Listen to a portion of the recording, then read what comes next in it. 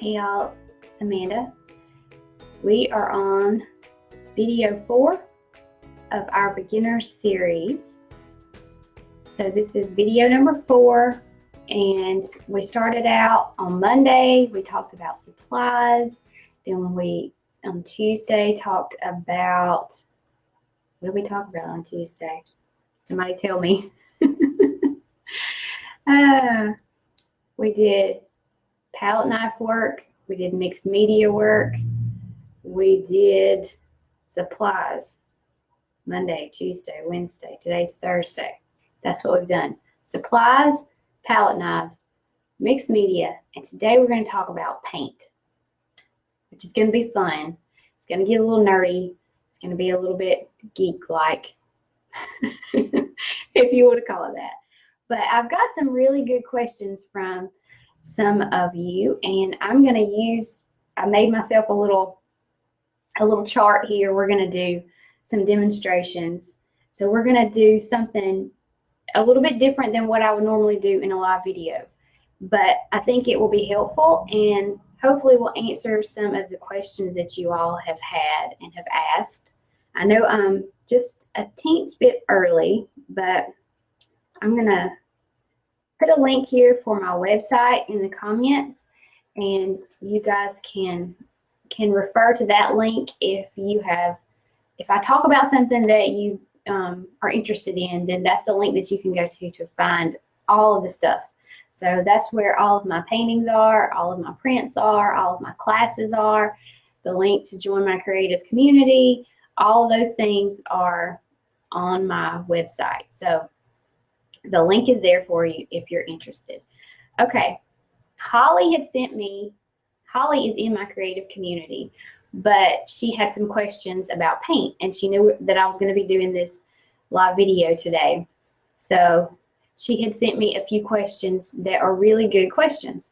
The first one was about the difference in transparent and opaque paint. We're doing acrylic paint here today.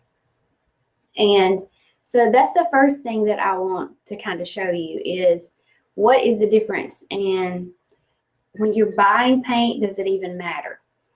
So the way that I paint is not quite, if I was a painter that painted more realistically and less impressionistically, then these things would matter a little bit more. But still, when I'm painting flowers, the transparent paints, I can tell when I'm using them that they're just different. Okay, so we're gonna do a little demonstration here. Hi Kathy and Terry and Nancy, I'm glad you're here. We're gonna do a little demonstration here. So I've put down some black paint and some gray paint here on my sketchbook, and we're gonna use it to test some different paints. And I can show you better than I can tell you something. So I've got 2 different heavy body acrylics here. One of them is Viridian, and on the back it says, you probably can't read that, but it says opaque, and see the square is colored in. This one is a green also, but it's called green gold, and it says transparent, and the square is not colored in. Okay, so on this brand of paint, that's how they tell you if it's transparent or if it's opaque. Hi, Vanessa. So here's what we're going to do. I'm going to use some of this one and some of this one on our little chart here and show you what the difference is. Let's start with the Viridian, which is an opaque paint.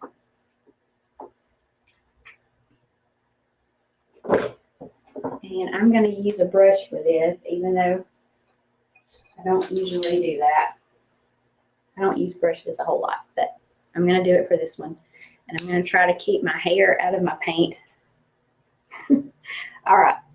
So this is a very pretty deep green. And so I'm going to just put a streak of that straight down this chart here. And as you can see, there's full coverage. you can't see anything through this green. Okay, I'm going to have to get a different brush, and we're going to get out the opaque paint, which is green gold. And we're going to look and see if it's different. Hi, Sherry. So let me get another brush. I wish I had. Let's clean this one real quick.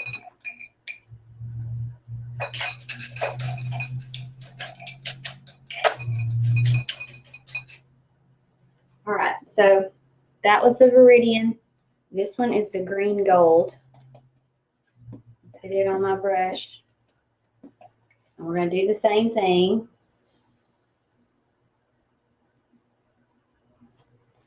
Okay, so with this one, you can see through it. I'm going to bring my camera a little bit closer. Or maybe bring my easel a little bit closer, if I can. All right, so these are both green. This one is opaque. This one is transparent. So to answer your question, Holly, transparent paints are just what it says. They're transparent. You can see through them. And so they're good for building up layers. So if I were to paint a leaf, let's say, if we painted a leaf this transparent green and we let it dry, and then we put another transparent color on top of that, then it's going to give it like almost a glowing effect. So if I were to put a transparent yellow on top of this, then you're still going to be able to see some of the green through the yellow. But if I used an opaque color on top of a transparent color, or an opaque on top of another opaque, it's going to be just flat. You won't be able to see through it at all. So that's the difference in transparent and opaque colors. So when you're painting flowers especially, sometimes it's good to have transparent colors. Sometimes you may not want to be able to see that through there. A lot of times what I've noticed, and I'm not an expert on this, y'all, but what I have noticed is that when people are painting more realism, or if they're doing something and they want the background to look really interesting, they'll use a lot of different transparent colors on the background, and then layering more colors that are also transparent on top of that is just going to give it a whole lot of depth. And the opaque colors are really strong. You can't see through it at all. It's going to give it more of a bold and sometimes a flat look, whatever word I'm trying to say here. So hopefully that helps with that question a little bit. Like I said, I don't paint realistically, and most of the things that I do are more kind of like an impressionistic look. I'm trying to see if I see something that I've painted that has some transparent color. Almost always, a lot of the time, almost always, I'm using opaque colors. Now I do use this green gold. Let me see if it's in this over here.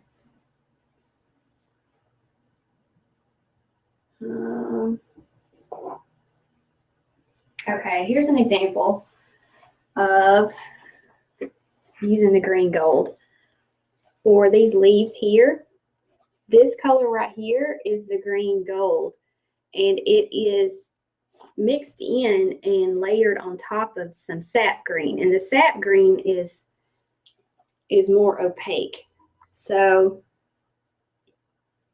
if that helps at all, I'm looking for other things and I don't really see it. Sometimes the blues, like the ultramarine, my words are not coming. The ultramarine blue, I believe it is Let me see here. I'm not prepared for this one. The ultramarine is transparent, yes. And the cerulean, which I use, is very much more opaque. So what happens with the blues, especially when I'm doing my hydrangeas, is that ultramarine blue is going to help give depth. See right in here, it just almost looks more, it looks more vibrant, if that makes sense. And like I said, I'm not an expert on color and paint. I just know from experience, when I paint with ultramarine blue, there's more depth there than if I just put down some flat cerulean blue, which gives this color here. This is the ultramarine. This right here is the cerulean. But when you put the two together, it gives you some really cool effects. I hope that helps. It may have made it more confusing. But basically, transparent color, the light passes through. Opaque color is, you can't see through it at all. Okay? So Holly was asking about titanium white and zinc white. Titanium white is opaque. So if you're mixing your titanium white with a transparent hue, like ultramarine blue, then it's going to make it a little more opaque. So if you were to use zinc white and your transparent colors, then they would still be transparent. I don't have any zinc white, so I can't show you that. I almost always use titanium. So she also had a question about black. So black paint, some people don't buy a tube of black paint. Some people mix their own black. So there's that. That's a whole nother subject. But there are several different kinds of black paint. And so I think what we're going to do is just, we're going to show a gradation, which is from one color shifting. A hue, let's start at the beginning. Okay. A hue is the color. So ultramarine blue is a hue. Okay. If you add white to that hue, then that makes it a tint. So if you're lightening it up, then you're tinting it. If you are adding black to the hue, then you're creating a shade. And if you're adding gray, a little bit of black and a little bit of white to the hue, then you create a tone. So there's the hue, which is the pure color, the pure pigment color. Then you can add white to make a tint, black to make a shade, or black and white to make a tone. I know that's a little bit confusing because we use the word shade and we use the word shade a little bit incorrectly most of the time. But when I say different shades of blue or different shades of pink, sometimes people may be referring to different hues, or they may be talking about shades where you've added a little bit of black. Okay. So, and someone asked about this the other day too. They were talking about they use oil paint most of the time, and they would like to see what it looks like when you do a gradation of acrylic paint, which just means you start with either the lightest or the darkest and you add a little bit of white to it. That's what we're going to do with these black paints that Holly was asking about. Okay, so there's ivory black, there's Mars, or sometimes it's called iron oxide black, and then there's something called Payne's gray. And I've got a little bit of all of those on my palette here. I don't think I put any Payne's gray out here. Hang on just a second. So something really cool is, oh, that's not Payne's Gray. It is. If you ever really want to do something really nerdy, look up YouTube videos about how people use different elements of the earth, or maybe sometimes even flowers, and make their own paint pigments. That is so cool. But the pigment is what makes the paint different. So there's a difference in an ivory black, a Mars black, and a Payne's Gray, because the pigment that they're made from is something totally different. Okay, let's get another brush. Let me get a smaller one this time. Okay, so ivory black is sort of a brownish black. I'm going to have to do this. And I may need to move forward. Okay, so this is ivory black, and it's a little bit of a brownish black. And we're just going to add a little bit of white, and I'm using titanium white.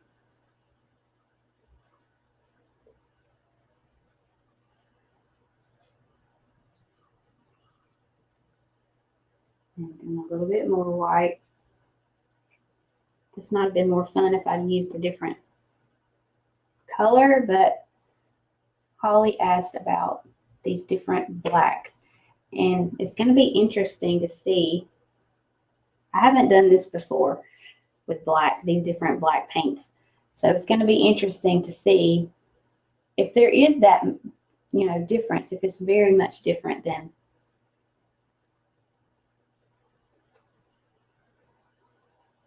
Let's put a little more.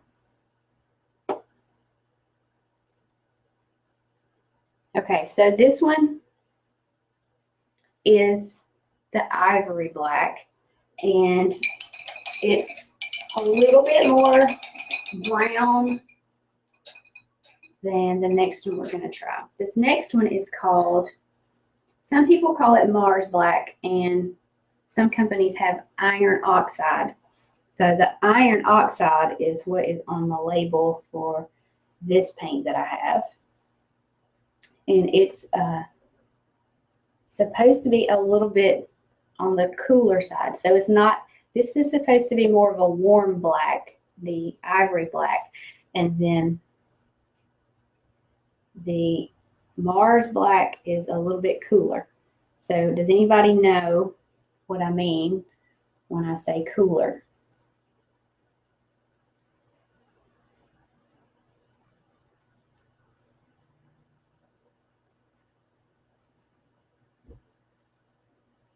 The Payne's Gray is going to be the coolest of all.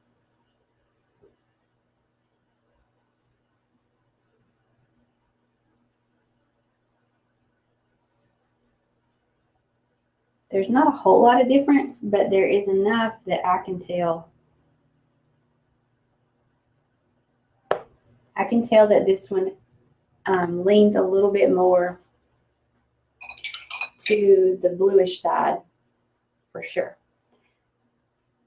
I'm going to come back and answer your questions after I finish this up. Okay, so we're going to move now to the Payne's Gray, which is really, it's almost like a navy blue. It's a really pretty color that can be used instead of using a true black. It looks black here for sure, but when we add in some white, you can tell it's really much cooler, a lot more of a bluish color.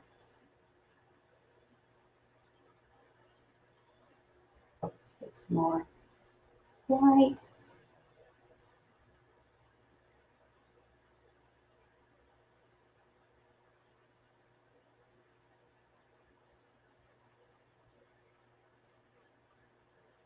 I'm running out of clean white here on my palette. I'm not sure that that looks any different than the one beside it.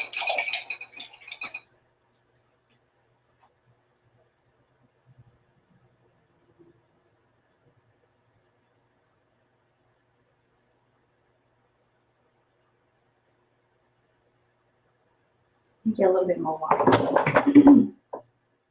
So this is something that you could do with any color, and it's going to help you tremendously with your color mixing. That's something that you're interested in learning more about. Okay, so here we go. That's definitely bluer. And as it dries, you'll be able to see it even more. Okay, so this top row here is the ivory black. Some companies call it bone black, and it's because it's made, the pigment is made from charred animal bones. Sorry about that, but that's the truth. And then the second one here is the iron oxide or Mars black, which will be a little bit cooler. And then the bottom one is the Payne's gray, and it is much cooler, more like a navy blue color.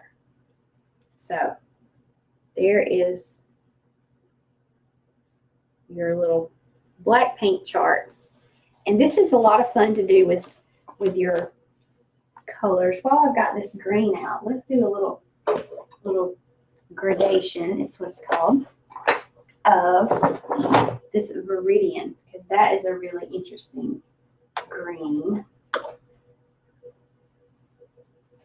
Really pretty color also. So we'll start with just the pure hue. And then I'll start adding a little bit of white. And just that tiny bit of white that we add in there makes a huge difference in the color.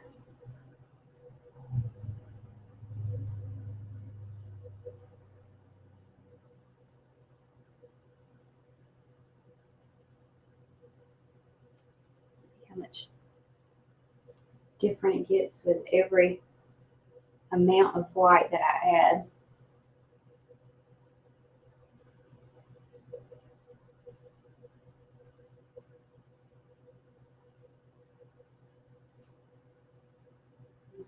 So this one's going to be really light here. Which is super pretty. I really like that color, green. And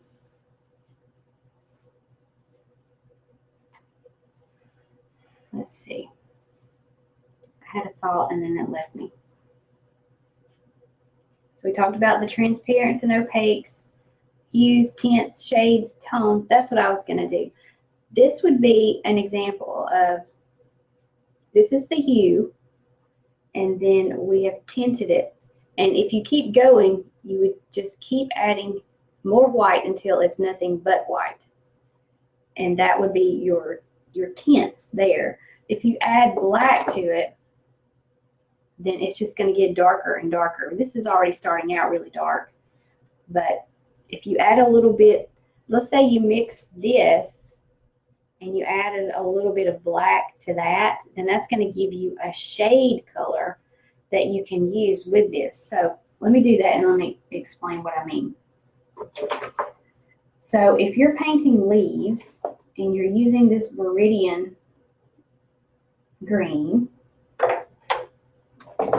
and you mix up some paint that you're using that is, let's say it's this color here. I'm going to try to match that.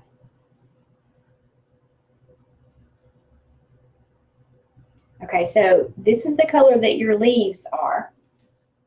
But you want to have, let's just do this. Let's say you have a leaf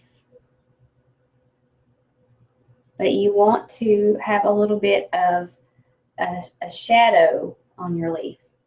You could take any of these blacks. I'm going to take a little bit of this Payne's Gray. So mix a little bit of the Payne's Gray in with the color that you've already mixed, and that's going to give you a little shadowy color that you can use that's going to complement this tint that you made. So can you see that?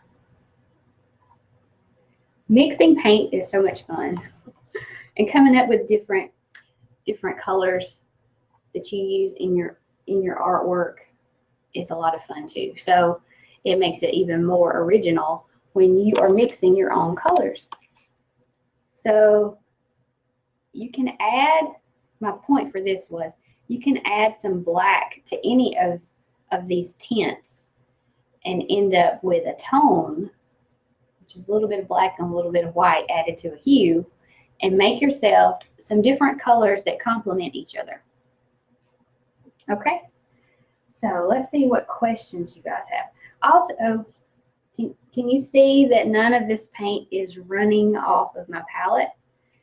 That's because what we're using is this paint here in the tube and not the paint in the bottle like we talked about the other day.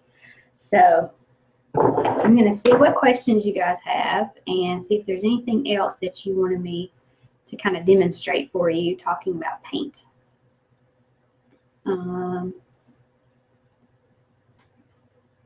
Shelly says, do I ever get mental blocks when creating? Yes, I do.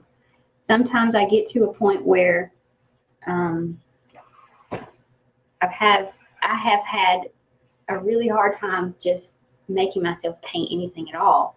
And I'm not sure if I've written a blog post about that, or it seems like I have, but I can't remember. I'll take a look and see, or you could look over on my blog and see if you see anything about that topic. But I do usually have to rest, because most of the time that's the one thing that I don't allow myself to do enough. And as weird as that seems, if you do something that is completely opposite from painting, creating, it will most of the time help me to come back to it and do a better job later. You're welcome, Shelly. And Terry, you're exactly right. That's a good exercise to do with any color. All right, Sherry says, what are the best surfaces for palette knife paintings? Good question. I was going to go over surfaces too. Where are they? Here they are. Okay. I've got lots of different things over here. This, of course, is where I do most of my practice, just on this mixed media paper in this book here. There are lots and lots of different things that you can paint on with a palette knife, but some things are a little bit easier than others. For example, if you're using a canvas, a back stapled canvas like this, sometimes if they are not, let me get a better quality canvas and show you.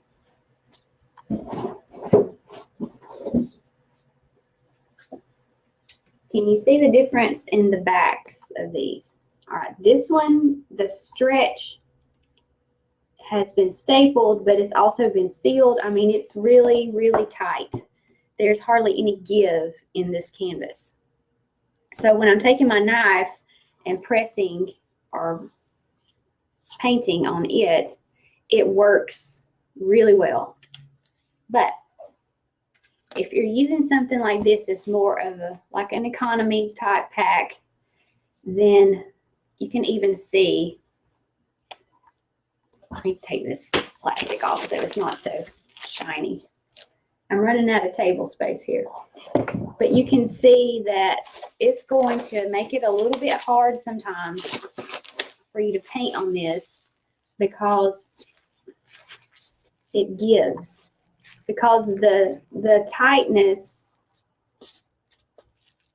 of the staples and the pull is not as high quality as this. So you might get a little bit frustrated when you're using these less expensive canvases. And I can even see, I don't know if you can see it or not, but I can even see the edge of the wood on this side. So if I'm painting, I can see that crease there without any paint on it at all. So if I'm painting with my knife and I pull it across, it's going to give it almost like, you know, like when you put a leaf down and put a piece of paper over it and your crayon and you color and it gives you that relief look. It almost does that sometimes, and you have to be careful with these lesser expensive canvases. But for practicing, these are fine. Just know that they give a lot more than a higher quality canvas. So if you get a little bit frustrated with the wood there, then that's what the problem is. So using a canvas that is stretched really tightly is going to be your best canvas to use. Now there are also these wood panels, and these are really good for palette knife work, mostly because it's just solid.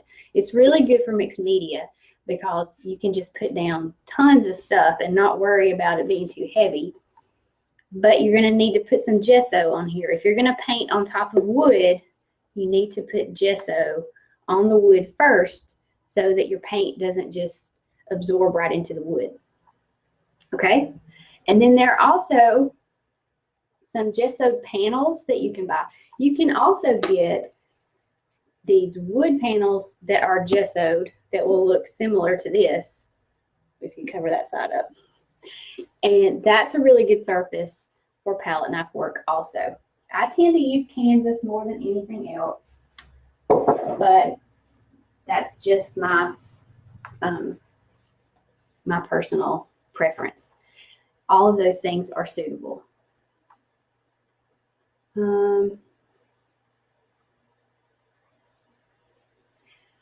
How long does your paint stay wet in your palette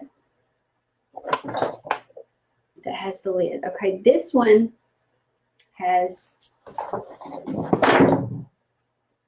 a lid like this that is, it has a seal around the edge, and it will usually keep overnight in this, but not longer than that. However, I'm in a very hot studio. I have 2 windows in here, and it just gets warm in here. There's also another palette that I have over here that works a little better. So, like if you're mixing your colors and you're working on something and you can't do it all at one time, having something like this is going to help you. And it's called a Stay Wet palette, which I haven't used in a long time, so it's not wet anymore. But it has this little piece of foam that you wet, and you put it in here, and then it has these special pieces of palette paper that you put down on top of it. And this thing will keep your paint wet for like a week. It works really, really well. So either one of those will tend to work pretty well. But I usually don't save my paint because I paint something all at one time for the majority of the time. Let's see. Leanne says, what does cooler or warmer mean? Okay, so hues, blue, red, yellow, green, they either, let me get my little thing out here. They either lean toward a warm or they lean toward a cool color. So on your color wheel, my light's going to make it messed up. On your color wheel, you have reds and blues, and then this way, green and yellows. So anything in the bluish, greenish family, purpley, Those are all considered cooler colors. Colors that are red, orange, yellow, in that family, those are considered warm colors. And so the temperature of your colors can work together in a painting, or they can work against each other in a painting. So if you think about it like anything that you use that you have color involved, like your home decorating or even your clothes that you wear, when you make things match, most of the time you are using colors to make them match. And those colors can work well together, or sometimes they just look tacky together without a better way to explain that. So if you have a color wheel, it will help you a whole lot with picking out the right colors to put together, like in your paintings. So for this one, for example, we've got a lot of blues and then some yellow and some pink, and I've got some brown and green. Well, on my color wheel here, it tells me that if I'm going to have yellow flowers, a color that will look really well with them is blue. So your color wheel helps you pick out colors. Colors that are opposite one another complement one another, which is a little bit weird, but they do. And so, for example, red and green look well together. Yellow and purple look really well together. So the temperature of the hue that you use can sort of make or break what you're creating. So when you're picking out your papers, if you're using papers in a collage piece, or you're picking out your paints, or you're mixing your paints, you're going to run into trying to find ways to make colors work well together.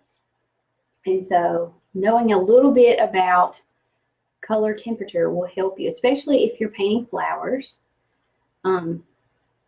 Like for example, I think there is a blog post over on my blog about color temperature, and I painted a hydrangea it's a pink hydrangea, but I use different temperatures of pink. So I use some cooler pinks and some warmer pinks, and that gave the flower depth. So learning more about color is going to really help your paintings so much. Okay. Anyone else have any other questions?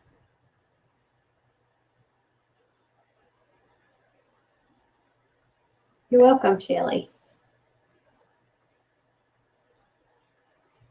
So I put a link here for my website if you're interested in any of my other classes, or if you're interested in reading my blog. I put out a new blog post yesterday, which is an audio post.